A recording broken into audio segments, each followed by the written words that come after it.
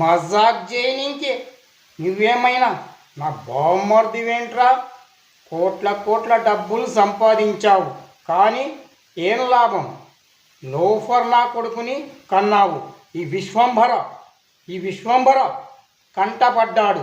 నీ కొడుకు రేప్ చేసిండు సాఫ్ట్వేర్ అమ్మాయిని, సాక్ష్యం లేకుండా చంపేసిండు. ఇప్పుడే నీ ఇంట్లోకి దూరిండు.